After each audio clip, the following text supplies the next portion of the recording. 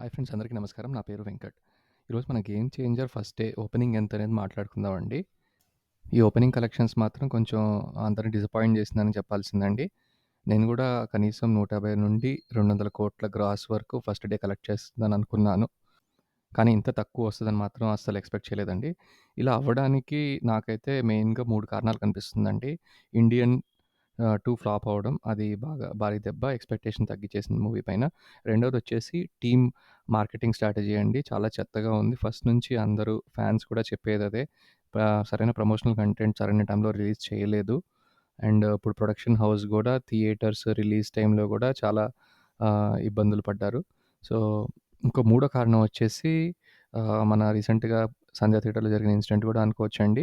ఎందుకంటే దానివల్ల డైరెక్ట్‌గా అంటే బెనిఫిట్ షోలు లేచిపోయినాయండి. టికెట్ ప్రైస్‌లు గూడా వీళ్ళు అడిగినంత పెంచట్లేదు. అది డైరెక్ట్ ఎఫెక్ట్ పడింది. అలా కాకుండా ఇండైరెక్ట్ ఎఫెక్ట్స్ కూడా ఉంది. జనాల్లో కూడా కొంచెం నెగటివిటీ ఏర్పడింది. అంతేకాకుండా ఒక పెద్ద సినిమా నెల రోజులయింది రిలీజ్ అయ్యి. దాని తర్వాత మళ్ళీ ఇంకో భారీ సినిమా రిలీజ్ అవ్వడం వల్ల ఇప్పుడు జనాలు గూడా అంత వెచ్చించాలి కదండీ!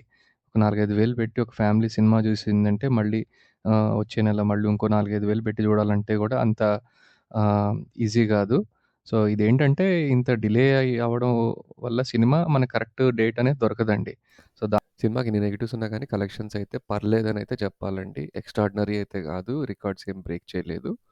ఇప్పుడు మనం ఫస్ట్ డే కలెక్షన్స్ జూసుకుంటే ఇండియా వైడ్ 60,00,00,000 మార్క్ అయితే దాటిందండి.